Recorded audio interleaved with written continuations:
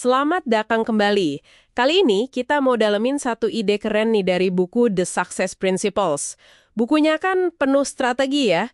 Nah, fokus kita sekarang itu di bagian buku yang ngomongin soal bangun tim sukses dan gimana kita bisa maksimalin apa yang disebut kejeniusan inti. Salah satu caranya yang disebut di buku ini itu mendefinisikan ulang waktu. Agak unik ya kedengarannya, bukan cuma manajemen waktu biasa gitu. Jadi, mari kita bedah nih, gimana sih orang sukses itu katanya ngeliat dan pakai waktu secara beda. Biar fokus ke, ya itu tadi, kejeniusan intinya. Apa sih maksudnya mendefinisikan ulang waktu ini? Iya, ini menarik banget. Jadi, sumber ini sebenarnya ngambil inspirasi dari pemikirannya strategi coach dan Sullivan. Dia itu nawarin semacam kerangka kerja gitu ya, untuk mengkategorikan waktu kita, tapi lebih strategis. Jadi bukan soal, gimana masukin lebih banyak kerjaan dalam sehari. Bukan itu. Tapi lebih ke pergeseran cara pandang, fundamental, tentang gimana kita beroperasi biar hasilnya maksimal. Gimana ngerancang hari-hari kita biar sejalan sama, yaitu, kejeniusan inti kita. Aktivitas unik kita yang ngasih nilai paling gede dan bikin kita paling semangat. Oke. Sistem waktu ya, kedengerannya lebih terstruktur ya daripada sekedar bikin to-do list harian gitu. Gimana tuh sistemnya ngebagi hari-hari kita? Kata sumber ini gimana? Betul. Jadi ada 3 jenis hari. Yang pertama disebut hari hasil terbaik atau best results days. Idealnya nih, 80% waktu di hari ini tuh kita pakai buat ngerjain hal-hal yang masuk ke jeniusan inti kita. 80%, wow. Iya, jadi ini hari-hari di mana kita ngerjain kerjaan yang paling kita kuasai, paling kita nikmatin, dan dampaknya paling gede. Tujuannya jelas ya, kita secara sadar harus ngerancang dan memperbanyak hari kayak ini. Karena disinilah terobosan, inovasi, nilai tertinggi itu muncul. Oke, jadi itu puncaknya ya, langsung ke core genius. Tapi kan kenyataannya banyak ya, tugas-tugas pendukung, rapat, email, admin gitu. Itu gimana sistem ini ngaturnya? Nah, bener banget. Itu masuk ke jenis hari yang kedua. Hari persiapan atau hari penyanggah.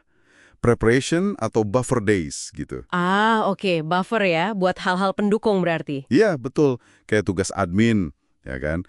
Terus perencanaan, delegasi, mungkin belajar hal baru, rapat-rapat tim, semua aktivitas pendukung lah. Yang penting tapi bukan fokus utama nilai kita. Tepat. Penting sih, nggak bisa dihindari juga. Tapi bukan di situ nilai tertinggi kita keluar. Tujuannya ya dikelola aja secara efisien. Mungkin dikelompokin gitu ya, biar nggak nyebar. Dan usahakan jangan sampai hari-hari ini mendominasi jadwal kita. Jangan sampai ngegerus waktu buat hari hasil terbaik. Masuk akal, biar nggak kecampur aduk ya. Nah, yang ketiga ini nih, sering jadi tantangan buat banyak orang. Hari bebas atau free days. Ini definisinya gimana menurut sumber ini? Sering salah kaprah kayaknya. Nah, ini krusial banget dan ia sering disalahpahami. Hari bebas itu didefinisikan sebagai periode 24 jam penuh. Benar-benar dari tengah malam sampai tengah malam lagi. Tanpa kontak kerja sama sekali. Nol. Nggak ada email, nggak ada telepon, bahkan mikirin kerjaan pun idealnya nggak. Wah, bener-bener nol ya. Ya. Tujuannya itu bukan buat malas-malasan. Itu yang penting. Tapi buat istirahat total, ngisi ulang energi, baik mental maupun fisik, terus juga buat dapat perspektif baru. Dan justru ini bisa memicu kreativitas yang seringkali mandek kalau kita sibuk terus-terusan.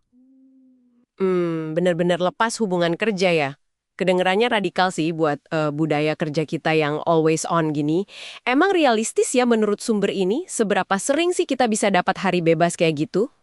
Sumber ini memang ngasih target yang, ya, bisa dibilang ambisius ya, antara 130 sampai 150 hari bebas per tahun. 130? Banyak juga ya. Kedengarannya banyak, tapi coba deh hitung. Akhir pekan aja, Sabtu Minggu, itu udah 104 hari kan setahun. Tinggal nambah dari libur nasional, cuti tahunan, atau mungkin hari libur pribadi lainnya. Jadi, angka itu sebenarnya lebih mungkin dicapai daripada kedengarannya. Kuncinya itu di melindungi hari-hari ini. Harus ketat. Bener-bener gitu ya. Ada contoh nggak dari sumber ini yang nunjukin dampaknya gitu? Biar lebih kebayang. Ada. Diceritain soal Jen Moyer. Dia manajer di Xerox. Katanya tiap Oktober, dia itu nyewa kabin di Cape Cod, seminggu penuh. Sendirian? Iya, Kayaknya gitu. Dan yang penting, tanpa akses telepon atau TV. Dia cerita gimana setelah beberapa hari detoks informasi gitu ya, pikirannya jadi jernih banget. Dia ngerasa segar lagi dan bisa ngelihat kerjaannya dari sudut pandang baru. Jadi bisa misahin mana yang benar-benar penting, mana yang sebenarnya nggak terlalu. Wah, itu contoh kuat sih. Jadi detoks informasi itu kuncinya ya buat dapat perspektif baru. Bukan cuma istirahat fisik aja.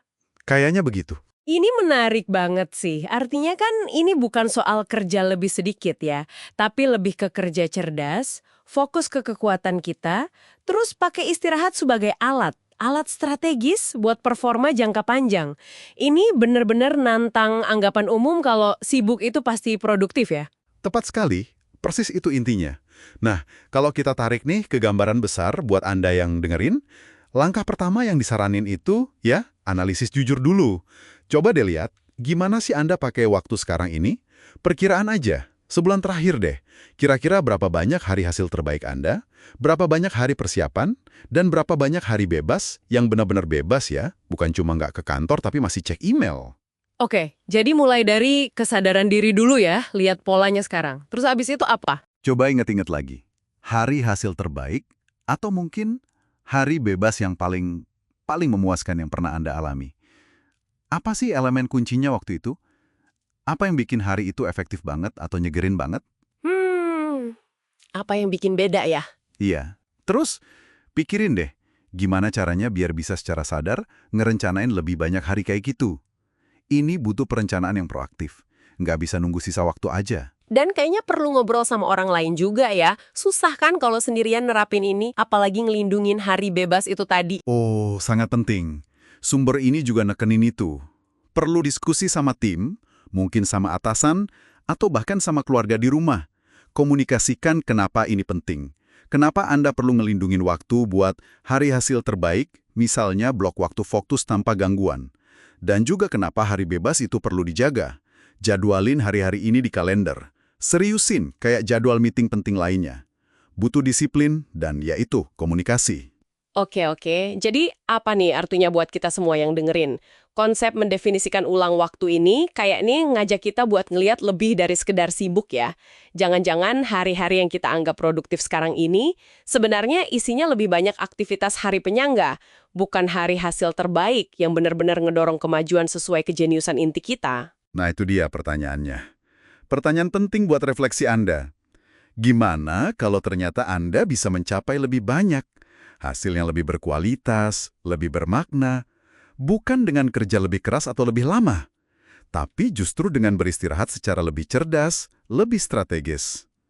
Apa ya? Satu perubahan kecil aja deh, yang bisa Anda coba jadwalin bulan ini.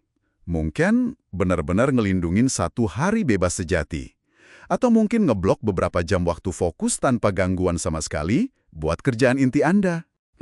Sebuah pemikiran yang menarik untuk direnungkan ya. Baik, sampai jumpa di pembahasan mendalam kita berikutnya.